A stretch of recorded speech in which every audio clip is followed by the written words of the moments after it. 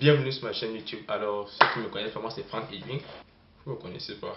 Si tu n'es pas encore abonné, n'hésite pas à t'abonner, lâcher un commentaire, un pouce bleu. Ça me ferait vraiment plaisir. Abonne-toi juste là. Non, c'est pas ça. Voilà, super. Alors, aujourd'hui, on va parler de ma vie à Istanbul. Voilà. Ceux qui ne savent pas, Istanbul est la capitale économique de la Turquie. Une grande ville près de 15 millions d'habitants qui fait 25 fois la taille de Douala. Oui. Donc, sans plus tarder, let's go.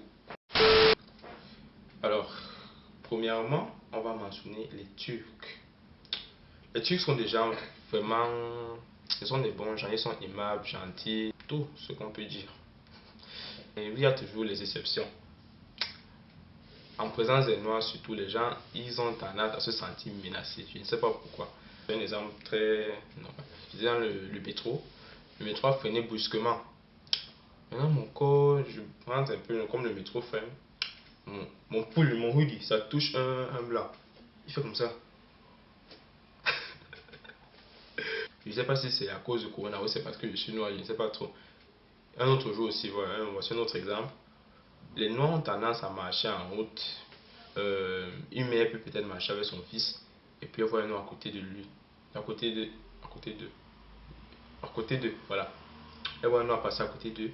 Elle va tirer son fils. Elle dit, mais on va le manger, mon frère. Ils sont là, ils ont peur. En fait, on a l'impression qu'ils se sentent intimidés par les noirs, en fait, oui. Parce qu'ils n'ont pas l'habitude de voir beaucoup de noirs dans ce pays et tout.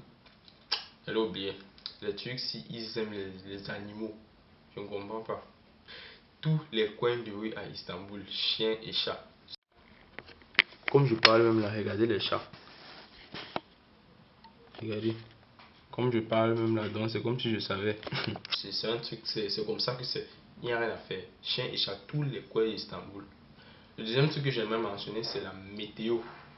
La météo ici est vraiment... C'est un genre, man. C'est dans ces circonstances que vraiment je me rends compte que gars, nous sommes baignés en Afrique avec le soleil et tout. Ils sont vraiment baignés. Le froid peut te gifler ici, gars. Tu respectes seulement. Merde! Surtout que nous sommes encore en début d'hiver.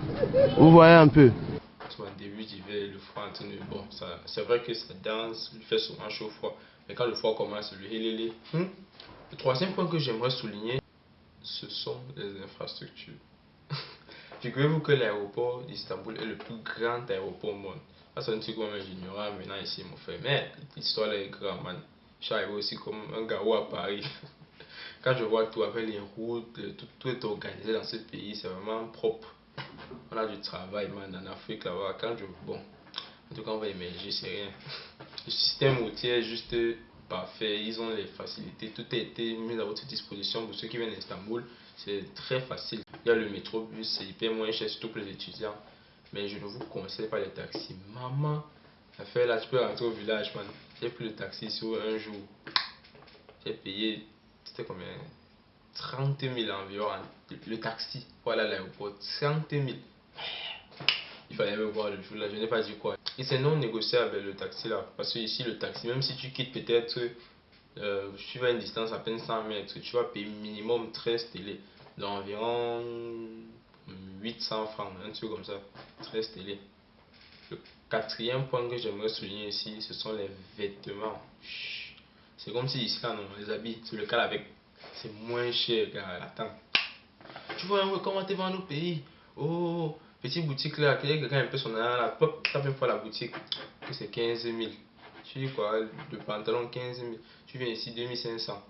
Surtout les chaussures, c'est hyper moins cher. Il y a les points pour ça, c'est moins cher.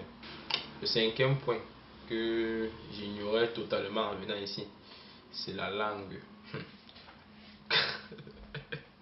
Quand je suis arrivé ici, je me disais, genre, bon, comme dans les pays européens, on a tendance à dire partout que l'anglais c'est la langue internationale.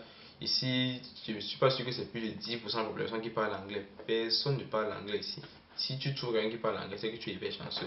Bon, moi, j'ai appris quelques mots, donc bon, j'essaie de m'en sortir. Et puis le dernier point que j'aimerais souligner, c'est la nourriture. De toute façon, les gars s'y préparent, ils sont fiers de leur nourriture. Tout partout à Istanbul, les restaurants, tout le monde, c'est comme si c'est le business ici là, le restaurant, tout le monde prépare, surtout les hommes. et ils ont une fierté là. Donc dans leur cuisine, ils mettent tout leur amour, tout leur don. Et quand vous venez à Istanbul, on a tendance à voir raconter les trucs comme quoi c'est un pays musulman, les filles s'habillent avec, ils mettent le hijab et tout, elles sont voilées, ce sont les conneries. Tu vois un gars, mon frère, avec un lèche, tu te dis qu'est-ce que j'ai dit là? Mon frère, les culottes sont déchirées, mais tu te dis. Ça, c'est le vrai ça. Ah oui, oui, oui, oui. Les trucs aussi, donc je parlais de leur nourriture. Quand peut-être, on va prendre un exemple très simple, ils sont très très accueillants.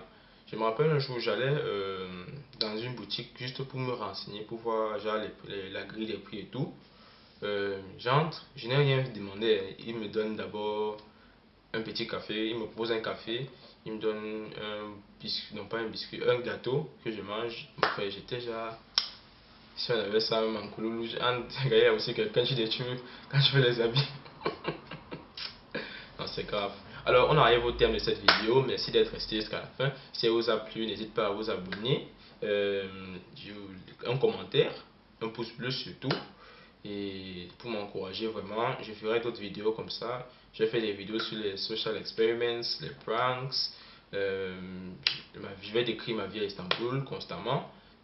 En fait, je ferai des vidéos sur n'importe quoi.